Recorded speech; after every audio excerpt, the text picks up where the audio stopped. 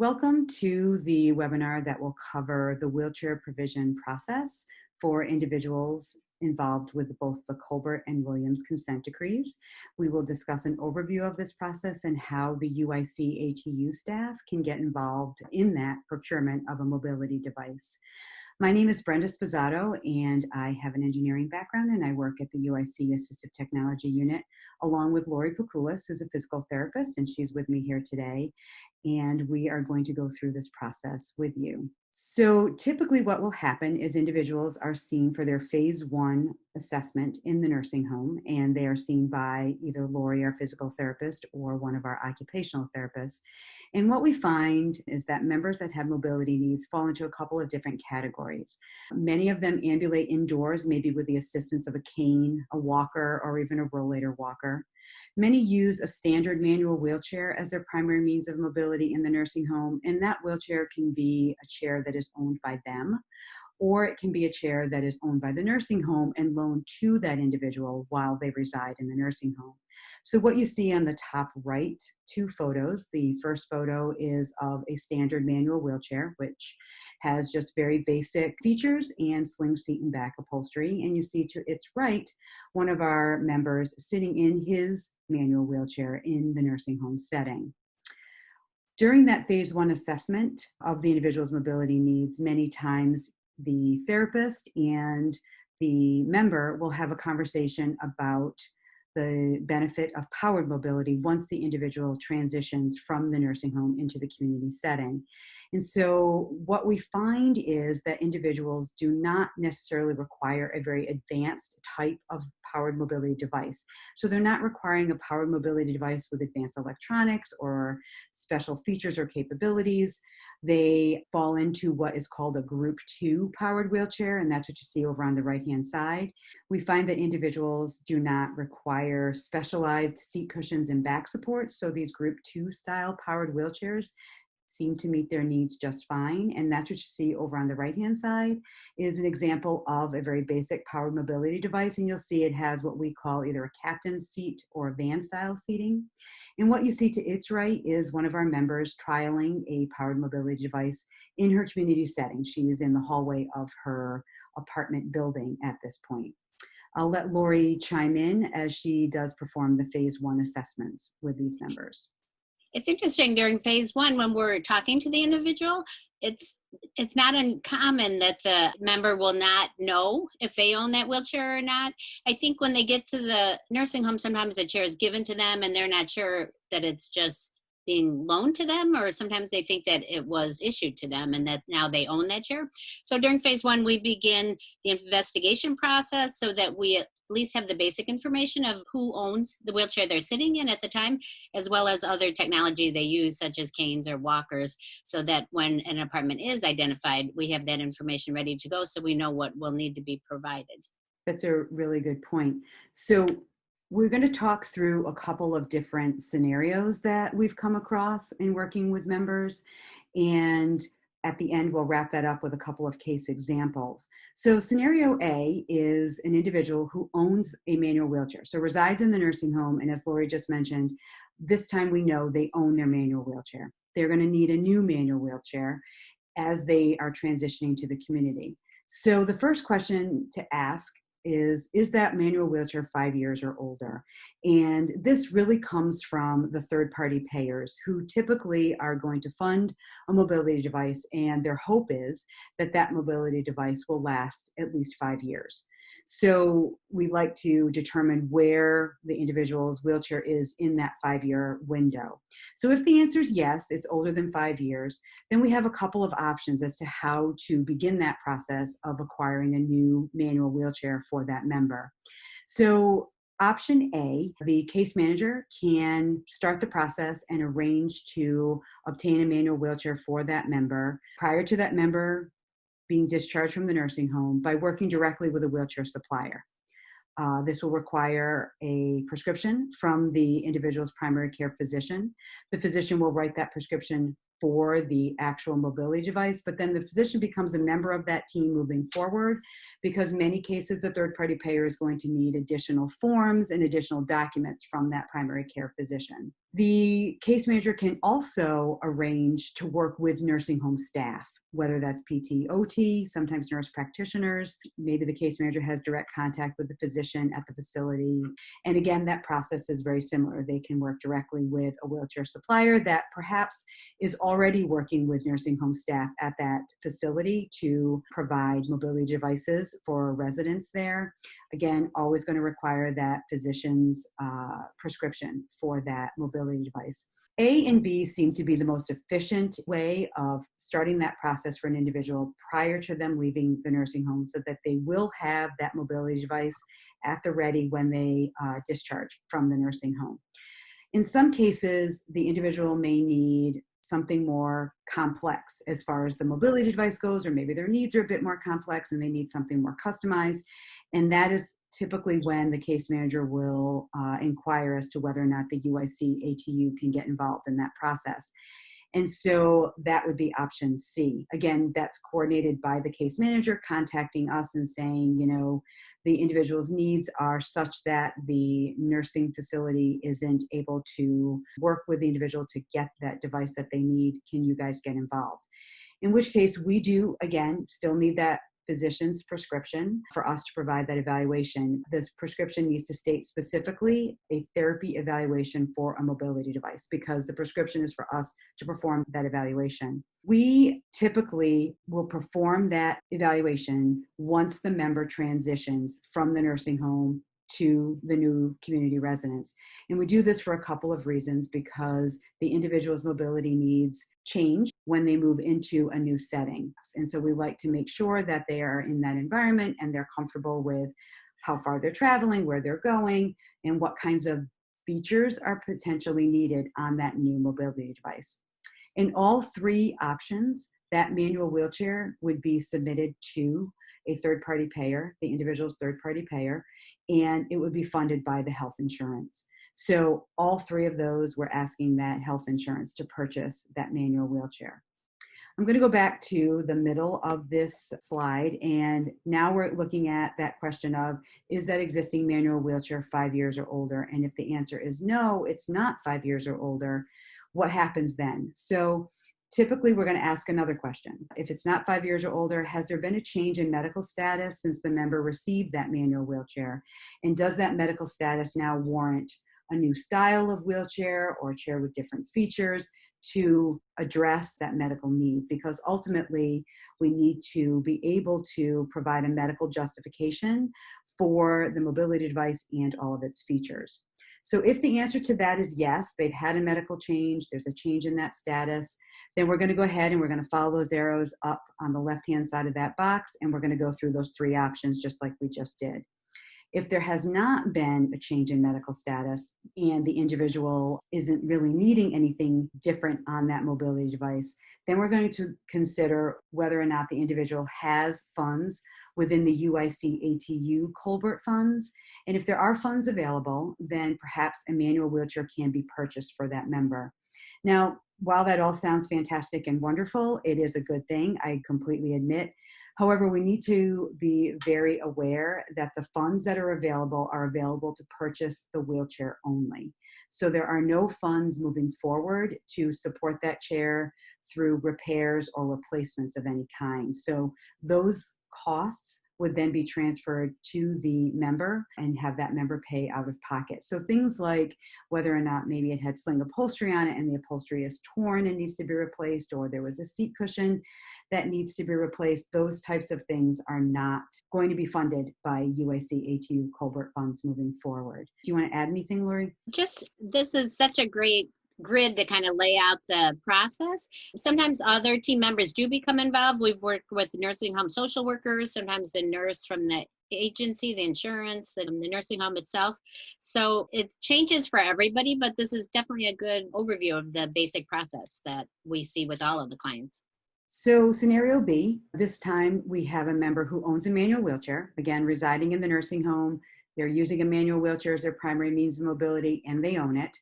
And during that phase 1 assessment, their needs have been identified and their interest is in powered mobility once they transfer. Now, there are specific criteria that an individual needs to meet to be eligible for a powered mobility device, whether that's a powered wheelchair or a powered scooter. And so we would need to make sure that that criteria is met for that individual. That will take us now to that middle blue box, and we're going to ask that same question. Is that manual wheelchair that they own, is it 5 years or older? If the answer is yes, then we're going to go over to the left-hand side of this chart, and we're going to follow those three options like we just did in the previous scenario. If the answer is no, we're going to go back down to that yellow box, and we're going to ask that same question. Has there been a change in medical status since the member received that manual wheelchair? And maybe that change in medical status does warrant the need for powered mobility at this point. If that answer is yes, then we go over to the left-hand side of the chart and we follow those three options again. If the answer is no, then unfortunately, it's very unlikely that health insurance would fund a powered wheelchair for that individual. So we just need to kind of keep that in mind. Do you want to add anything there, Lori? I was just going to say, phase one, we're seeing them in the nursing home with a tile floor, usually a small setting. And things we've learned over the years of changes that come in the community is just like carpeting versus tile can make a huge difference in somebody propelling a manual chair or not being able to propel over time. Long hallways, some of the supportive living facilities have very long hallways if they live far from the elevator. And then also like public transportation use instead of maybe a Medicar or other transportation that was available in the nursing home. So those are the things we've learned to try to help predict what will be needed once they move into the community. That's a really good point. And that's where the questions are, well, will they need something, a different style of mobility device, whether that's from manual to power, and will that device need any kind of special features on it as well? So that all of those conversations that happen in phase one are extremely critical to moving this wheelchair provision process forward. Okay, so scenario C, this time we are working with a member who resides in the nursing home and owns a powered wheelchair. Based on perhaps the features on it or the condition of it, they are identified as needing a new powered wheelchair. Now we, again, are still going to need to check that box. Do they meet the criteria for a power wheelchair? And so we want to make sure that, yes, they still meet the criteria for a power wheelchair. And the criteria is identified by the third-party payer. Third-party payers have very specific guidelines as to what is medically necessary for an individual and what will then be funded for that individual. So we're going to go to that blue box in the middle. We're going to ask that same question. Is this mobility device, and in this case, it's power wheelchair, is this 5 years old or older?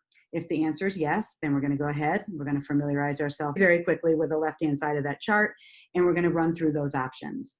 If the answer is no, we're going to ask that same question. Has there been a change in medical status? Maybe the powered wheelchair that they currently own doesn't have the features the individual might need at this point. So if the answer is yes, we follow the left-hand side of this chart and we go through all of those options. If the answer is no, the question then becomes, maybe it's the condition of this powered wheelchair. Does the powered wheelchair need repairs, or do some of the components need replacement? And if that is the case, if the answer to that is yes, then the recommendation is that the individual or the individual supporting that person contact the wheelchair supplier that provided that wheelchair to that individual, because they should have a relationship with that provider for repairs and replacement. If the wheelchair is in fine condition and doesn't need repairs or any kinds of replacement, then again, we're back over to this no answer, and it's very unlikely that health insurance would fund that new powered wheelchair, perhaps until the powered wheelchair is 5 years old or older. In all of the cases, as we move over to that bottom left section of this chart, you'll see, again, if a new powered wheelchair is warranted and the criteria are met, the powered wheelchair would be funded by the insurance, which then does fund repairs and replacements moving forward. Anything to add, Lori? Yeah, and this we run into often, this scenario. See, an individual might own a power wheelchair, but it's stored at some family member's house, or, they didn't bring it with them to the nursing home. So then somebody, family member, somebody has to go check, does it still work? Maybe the batteries need to be replaced. So it's a matter of assisting them to figure out who the original supplier was if they don't have that paperwork, and then making the repairs that are usually less expensive than replacing the whole wheelchair. That's a really great example of a scenario where we have worked with individuals who, as Lori said, state they have a powered wheelchair, but it's stored somewhere else outside the nursing home. So yeah, we have to do a little bit of digging, and it does require some detective work. But yeah, Lori's right. We need to go through these boxes and check off things as we move along. So now scenario D1. So there's two scenario Ds. There's a D1 and a D2. In both scenarios, the member does not own a mobility device of any kind. So they do not own a manual wheelchair. They do not own a powered wheelchair. Maybe they walk indoors in the nursing home, maybe with an assistive aid, or maybe they use a manual wheelchair that's owned by the nursing home. Sometimes a nursing home will have a powered mobility device for the individual to use, but I think that tends to be a bit more rare than common. Scenario D1, so we have the individual who does not own a mobility device of any kind, has been identified in that phase 1 assessment that they will need a mobility device moving to the community. And in this case, for D1, we're going to look at manual wheelchairs. So do they need a manual wheelchair? If the answer is yes, we're going to run through these very same questions. Has the health insurance paid for a wheelchair for this individual within the last 5 years? Wait, I thought you just said that they don't have a manual wheelchair or a powered wheelchair. But it doesn't mean that they didn't have one at some time prior to moving into the nursing home. Lori just gave an example of someone who said, oh yeah, I had a power wheelchair, but it's sitting at my cousin's house. So we need to really do some digging here, look into the health insurance record and see if the health insurance has covered a wheelchair in the last 5 years. If the answer is no, we're going to go over to that left-hand side of the chart, look at options A, B, and C. If the answer is yes, insurance has paid for a chair within the last 5 years, then we need to say, okay, has there been a change in medical status? If that manual wheelchair was paid for by the health insurance, is it a new feature, a new style? If that answer is yes, we move over to the left-hand side of the chart and proceed as A, B, and C. If the answer is no, then we look at whether or not the individual has available funds within the UIC ATU Colbert funds, and we look at the potential to purchase a manual wheelchair for the member. Again, knowing that we are going to be able to purchase the wheelchair for that member, but we will not be able to supply funds for any repairs or replacements to that device moving forward, as we just described previously. Back up to the very top of this algorithm, we look and say, okay, so the member doesn't own a mobility device of any kind. Do they need a manual wheelchair? What if we answer no, they don't need a manual wheelchair? Do they need a powered wheelchair would be the next question. And do they meet that criteria?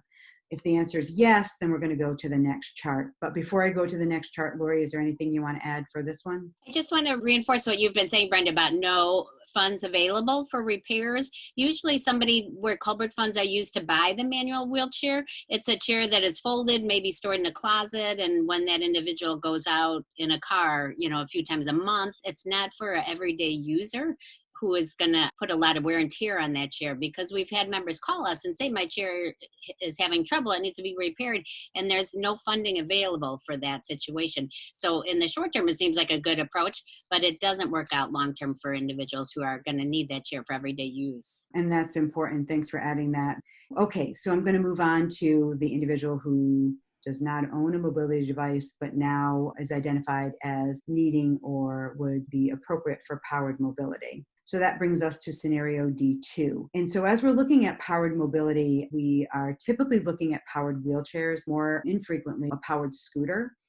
So again, does the individual meet the criteria for the powered mobility device? Yes. Okay, then we ask that question. Has the health insurance paid for a wheelchair in the past 5 years? If that answer is no, then okay, we're going to go over to that left-hand side of the chart, look at A, B, and C as options. If the answer is yes, the health insurance has paid for a mobility device in the last 5 years, the first question we're going to ask is, was a manual wheelchair funded for the individual? If the manual wheelchair is funded, if the answer is yes, then we're going to look and say, okay, let's go back. We're going to ask about that change in medical status. Has that occurred? Is there a new style, a new feature? Is it such that manual mobility is no longer appropriate for the individual? So we're going to follow the chart to the left. When we ask if a manual wheelchair was funded, because we know that the health insurance funded a mobility device, we ask, was it a manual wheelchair? If the answer is no, then we ask, well, was it a powered wheelchair? Likely that answer is going to be yes, if we know that a chair has been funded for the individual. And we're going to loop back into that same yellow box. Has there been a change in medical status since that powered wheelchair was funded for that individual? Does that existing powered wheelchair meet their needs, or does the individual require a new device with new features and new capabilities? If we answer yes, yep, move over to the left-hand side of the chart, and we're going to look at A, B, and C as options. If the answer is no, again, it's very unlikely that the individual will be able to use health insurance funding to purchase a powered wheelchair. Anything there, Lori? Well, addressing all of these scenarios, this webinar is specific to manual wheelchair and powered mobility devices, but that blue box that says has health insurance paid for a wheelchair within the last 5 years might also apply. Did health insurance pay for a walker last year when the person broke their hip or something else happened? With some insurance agencies, purchasing a piece of assistive technology to aid in walking could affect their willingness to pay for a wheelchair at this point. So that's another whole factor that we can address individually. If we see there may be a problem with it during the phase 1, then we are sure to jump on that early and make sure that that is discussed with the case manager and the whole team so that we can address those issues. Health insurance is very specific about what can get covered when and how often, right? I mean, that seems to be something that we see regularly, as Lori said, not just with wheelchairs, with a lot of assistive devices. Okay, so we're going to our last scenario, which is scenario E.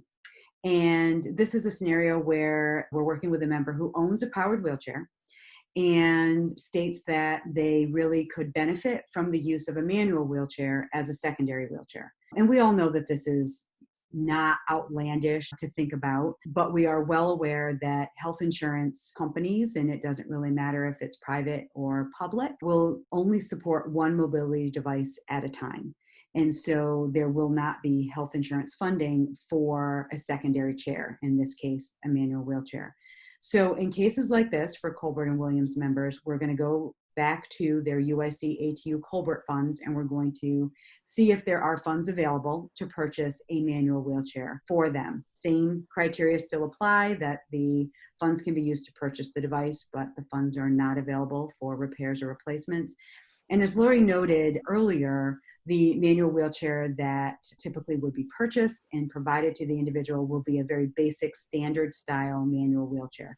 So not a lot of bells, not a lot of whistles, but it will be something that the individual can use as a secondary device to their powered wheelchair. Okay, so that sums up the overall process with the scenarios that we have encountered working with members in the consent decree. We want to wrap up with some examples. So this first one is an example of someone that fit into the D1 scenario. So this is a member who resides in a nursing home, and Lori had worked with him for his phase 1 assessment. He does not own a wheelchair at all, a manual or powered wheelchair. He uses a manual wheelchair full-time in the nursing home, and it is owned by the nursing home. So it was identified that he would need a mobility device moving to the community, and I'll let Lori go through his process. This gentleman was interesting because you could see he's a fairly young individual to be in a nursing home. He looked forward to being in his own apartment and being out and independent. Being a bilateral amputee, even if he had some type of prosthetic devices, he was always going to rely on a mobility device for long-term mobility. He would never be able to walk enough to take care of his mobility throughout the day. With the manual wheelchair that the nursing home let him use, it was a heavy, regular wheelchair that he got around in pretty well. So he wasn't interested in powered mobility. This individual is young, active, going to be going places in the community. We did definitely questioned him about a powered mobility device, and he said no, he wants to stay active and get his exercise and use the manual wheelchair. So there was no question that he would need a device. There was no question that he wanted a manual device. We were able to go to the nursing home, bring some custom manual wheelchair samples. He tried it in the nursing home, which is no problem at all. We took him outside. He pushed the wheelchair on the sidewalk, on the grass. He agreed on the type of wheelchair that would work for him. He had been to the apartment, signed the lease, so he had an address in the community. We were able to start the documentation paperwork, and he had even researched public transportation. He had a plan for using his manual wheelchair. And Lori makes a really good point here. So what you see in the top left photo is the standard steel frame manual wheelchair that he had been using in the nursing home for quite a long while. And it was, again, as she said, owned by the nursing home, loaned to him. So it was really interesting as Lori worked with him in his phase 1. He fit nicely into this category of needing that mobility device, moving out of the nursing home, but needing a customized, very lightweight manual wheelchair that perhaps wasn't going to be something that could be provided really quickly by the case manager working directly with the wheelchair supplier or by working with the nursing home staff and the wheelchair supplier to get him a higher end manual mobility base. And why that was important was because, as Lori noted, he is extremely active and he is going to be traversing longer distances. And we want to preserve his shoulder integrity. We want to preserve his endurance. So that's why it's really important that the weight of the device be significantly lighter than the chair he was using in the nursing home. So he moves to the community, to his apartment, prior to the manual wheelchair going through its entire process with his health insurance. And he had been there for a couple of months and quickly realized how far he would need to travel, and not just obviously within his apartment, but to get to public transportation and to get to the local grocery store and to just do all of the social things he wanted to do in the community, and how taxing that was on his body, on his shoulders, on his endurance. And so he called us and said, I think I would rather look at powered mobility. So we did go out to his community residence and we brought a powered wheelchair, and that's what you see on the bottom right photo, is a very basic Group 2 style powered mobility device. Brought that out. He was able to try it in his apartment, which you see in that bottom left photo. He was also able to try it outside of his apartment in a neighborhood area and determined that, yes, this was going to be the most appropriate means of mobility for him for community use. So we did complete the paperwork and filed the request with his third-party payer, and health insurance did cover his powered mobility device. He did have funds available in his UIC Colbert funds, and so we were able to use those funds to purchase the very lightweight manual wheelchair for him to use as a secondary chair to his powered wheelchair. Anything else, Lori? Well, what we learned from this, what seems very straightforward sometimes isn't so straightforward. And with a powered mobility device like this, it's not a huge wheelchair, as Brenda said. It's a basic chair, but we still need to check the elevator. Will it fit through? Is the individual able to maneuver it safely over the community surfaces? So it did work out for this individual. And we learned sometimes the evaluation is not appropriate to perform until they've moved. I agree with Lori. It's extremely critical that once the individual moves to this community setting, they're going to experience a very different level of mobility needs. Okay, so another example, this woman fits into scenario B, in which she owns a manual wheelchair. So she's living in the nursing home and she's using a manual wheelchair full-time that she herself owns, that her health insurance has funded. And this case example is completely different. This member had lived at the residence previously. It was a condo that she owned. She lived there with her husband. It was known what the terrain was, what was expected of her to be getting around. She self-propelled short distances. She used one hand on the wheel and then her foot to help steer. So she was functional with indoors, but outside she was really wanting to try a power wheelchair and move herself more independently in the community and traveling through the neighborhood. What we learned from this example was that the member who seemed very invested and alert and aware, she was able to carry on conversations, discuss all the pros and cons. But once we went to see her where she lived in the condominium, we had a power wheelchair with us and she was excited to try it out. As she was in the demonstration wheelchair, it became very clear that she had some sensory deficits that were apparent once she got into the power wheelchair. And we had significant safety concerns. She had neglect of vision on one side, so possibly being near a curb or something, she could drive off a surface. It was very concerning to us that she would be safe in this power wheelchair. And it's sad to be the person to say it sometimes, that we don't think this is the right device for you. But after discussing our concerns with the member herself and her husband, they made the decision that it wasn't worth any risk to her safety to have a power wheelchair. It wasn't necessary. Her husband would always be with her. He would push her in the manual wheelchair when they were out in the community. And they decided, with our encouragement and support, they decided that the manual wheelchair would best meet her needs, and the one that she owned was in good repair. There wasn't any problems she was having with it.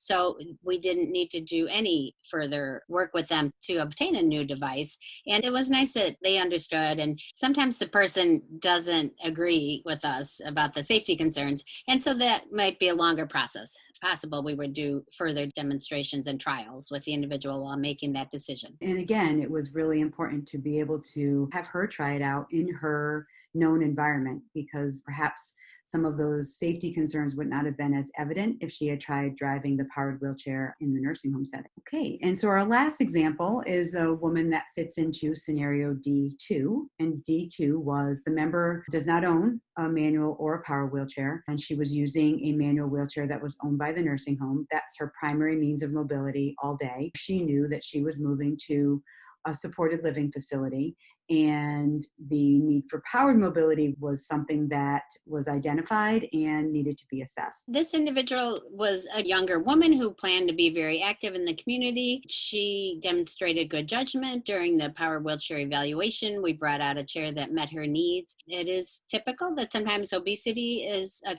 factor in considering which wheelchair will be safe and which wheelchair the individual qualifies for. So this woman did fine driving the chair. She put it through its paces. She tried the dining room. She went through the elevator. She did a very good job of demonstrating safety, though she had never been in a power wheelchair.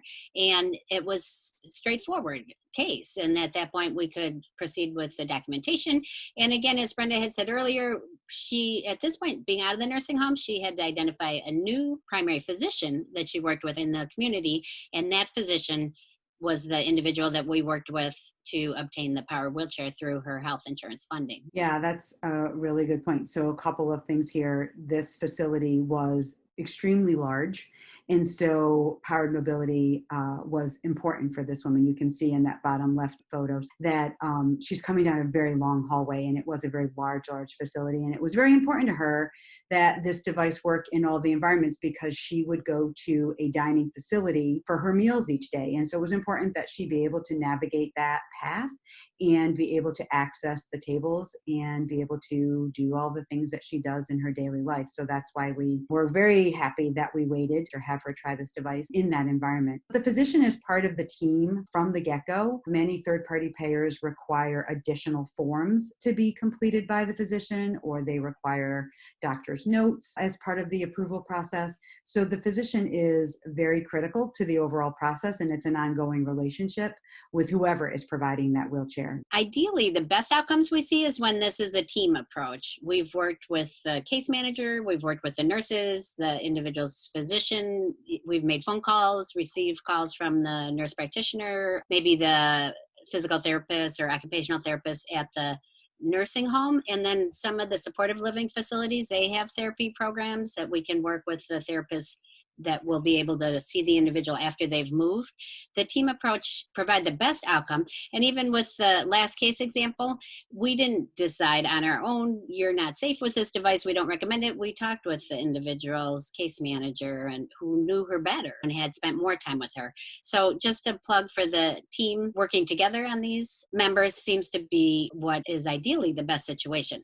So this will conclude our webinar. If you do have additional questions or you want to clear something up, Lori's email address and my email address are both there, along with the email address for Angelica Martinez. She's our liaison between our referral sources and our clinic.